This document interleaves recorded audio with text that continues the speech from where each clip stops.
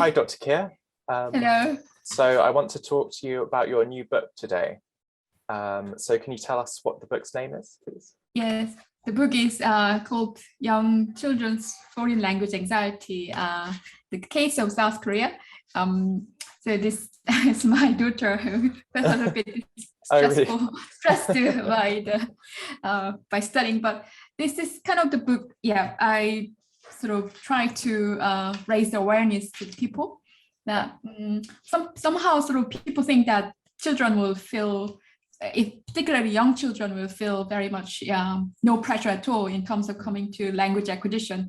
Somehow like there's a myth that children can just observe and speak and no pressure, but I want to kind of bring it up that actually this is not the case. Just like the adults find when we are exposed to new language, new environment, we get stressed, and if we have to live in that environment, we become anxious. And I want to say that this is exactly the same thing happening to the young children, and the impact is huge. And that I want to raise the awareness. Particularly, this is so much the case that not a few children, but the entire generation affected not only Korea, but so many, so many countries, so many places, particularly Asia. So I want to kind of raise the awareness and sort of want to bring importance of some kind of well-being, educational well-being of children. Yeah. Okay. So what are some of the factors that cause foreign language anxiety in classrooms? I think sort of, the term is foreign language anxiety. There are many different factors that will make us anxious. But foreign language anxiety actually does mean that, the anxiety that you feel and the cause of it is through the foreign language. Foreign language anxiety could be particularly caused, I think, in the classroom. And the foreign language anxiety that I'm talking about in my book is sort of young children in South Korea who go to the English kindergarten. So many go, and it's not like the choice of whether I should go or not go. There's such big peer pressure that majority goes to this English institute, primary and kindergarten, 영어 유치원, where actually they even if they of course all native languages, they're born in Korean, but in the kindergarten, English kindergarten, they have to interact and talk only in English. And in some cases that I put in my book, if they start asking questions in Korean, and they get punished, and as a result, kids got really stressed. Like the one child we interviewed, is losing hair. Oh no! Losing words, and is so stressed. And kind of the things that I really like to talk about in this book is that, like language learning is one thing, and of course, when you learn another language, particularly English, they will give you a lot of opportunity in their later life and so on and so forth. But I think more important thing is their well-being. If you have sort of bad experience, particularly when you're young, the impact goes on, it continues throughout your life. And kind of if you have the wrong experience with a particular language and culture, what happens is that you got fear and you kind of have strong resistance and kind of almost hatred. And I really wanted to say this is really not a joke, it's reality. And one has to remember is that children, of course, when it comes to language acquisition, they're very quick, they observe everything. But what is more important is for their happy experience rather than their sort of dreadful. Okay, so you mentioned in your book about the English fever in South Korea. So how does that interact with foreign language anxiety? So English fever is, as you can imagine, like, everybody is so mad in English language. In the case of Korea and Japan too, but in Korea, the history of English language entering into Korean peninsula is only like 120 years, very short. But somehow before English enter, before 19th century and so on, the Chinese classic characters, Chinese characters, knowing Chinese characters, well, their cultural capital. But nowadays, English is really the real capital for their life. And as a result, not only, like old adults, but parents really spend a lot of money and time and everything for their young teaching English to their children, believing that this will be their future capital. So English fever, particularly I think it's very well known in East Asian countries. Mm-hmm. So kind of the tendency is that, or the myth is that the younger the better. So like you send children who are not even able to speak Korean properly. They're kind of forced to go to 영어 유치원, which is English kindergarten, and interact or not interact, exposed to English language. And somehow it's very much related because so the higher the English fever is, the more English foreign language anxiety is at the moment, because it's somehow like, it's sort of English fever is so strong, and so much pressure, so much expectation. But as a result, if it's not well set up, if the environment is wrong, if the pressure is wrongly put, what happens is the kids will feel more pressured, and they have, I use the word anxiety here, but it creates a lot of mental problems. Kids can be depressed, kids could feel a lot of pressure, and it has a huge impact throughout their lives. So the two terms kind of go hand in hand, I think. Okay, so there's a lot of societal pressure, which causes foreign language anxiety. Okay, so what are some of the ways that teachers and people working in schools can work to reduce foreign language anxiety in classrooms?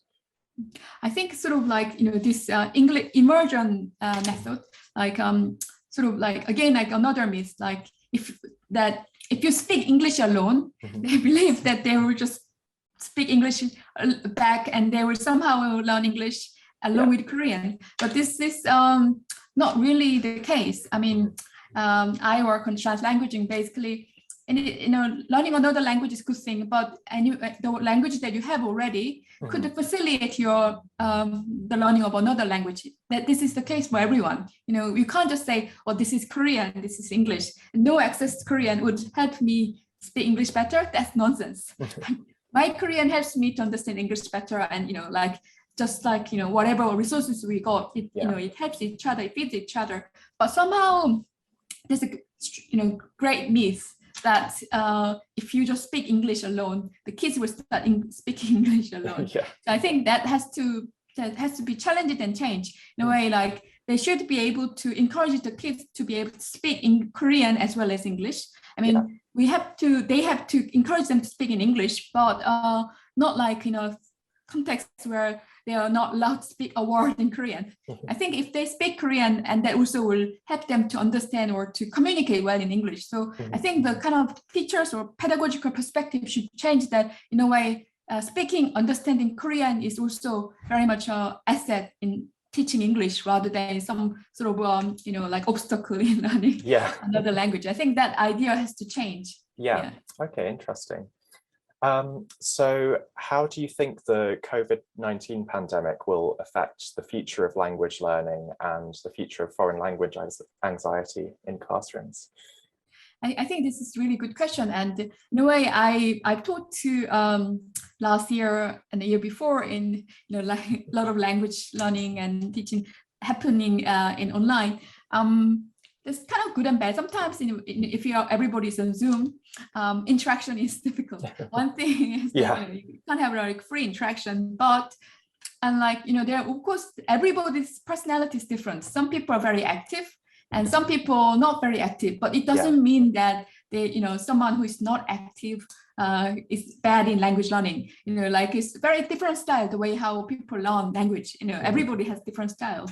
And when I noticed about Zoom language learning, or is that you can be. I found that it's kind of nice because you could be who you are. You don't have like a classroom pressure. Like, what if the teacher asked me and I don't know the answer? Sometimes you kind of we think about, okay, what is the next question? And then the answer, and you can't actually concentrate because you kind of, okay, I have to get the right answer, and what is the inflection of this, and how to. So some people go in that way and not really concentrate. But of course, some people really like it. but not everybody wants to have that pressure all the time. The pressure helps for some people, but pressure for sometimes makes them like, I can't say a word.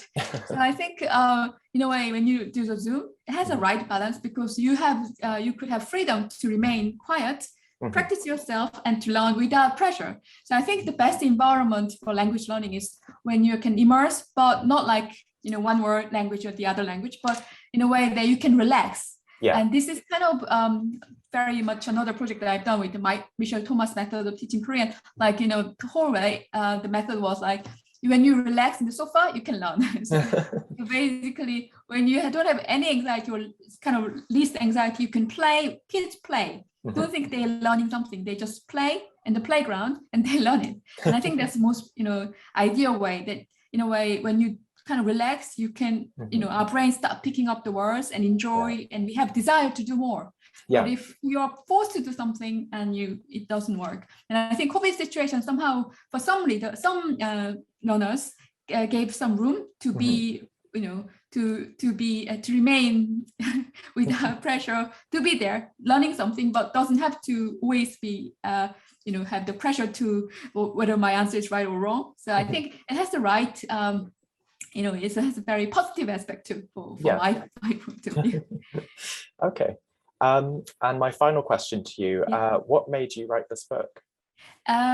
So yeah, I very often speak with my colleagues in Korea, and I talked to one of my colleagues some years ago, and she's a linguist, and she also had the same view that I have. But she said to me, well, yeah, I think what you said is all right, but I have to send my son to the English kindergarten because there's great pressure, peer pressure. So she said, the whole point is like whether I send to him, to this one or the other one. And the criteria she used was like basically tuition fee, like, but not like a cheaper one, but she said probably I should send him to this, kindergarten, because the payment kind of shows that the level of, but I think the way how it's not like her, but so many people operating on that basis. Yeah. And I think it's so wrong. And of course, it's not just the case of Korea. So many places operating with a similar criteria. And I think this is so wrong. Not only it's wrong and waste of money, but I also thought that it could create such pain and trouble to the young children. Yeah. And I thought this is something that I should really at least what I can do, I can speak up and say this is really wrong. And if you cause your kids that anxiety in a young age, no matter what, he or she may be very good at English vocabulary tests at the age of 4 or 5, but she or he will have very bad experience about English language or in general about life. And I think that is much worse than anything else. You don't need to even. I started learning English alphabet at the age of 13, and I still, I'm teaching here, and I think it's okay. So I'm saying is that all the experience could be good in one sense, but if it's given in wrong way, that could cause such trouble. And I want to kind of speak up to the world. Parents, teachers, that what really matters is to provide or to create some happy environment for them to be curious about language itself, rather than like a lot of pressure, education, teaching, and so on. Yeah, well, I hope your book helps to bring awareness to that issue and help people figure out better ways of teaching languages. Yeah, so thank you very much for the interview, Dr. Kiaer. Thank you so much, Frank. Yeah.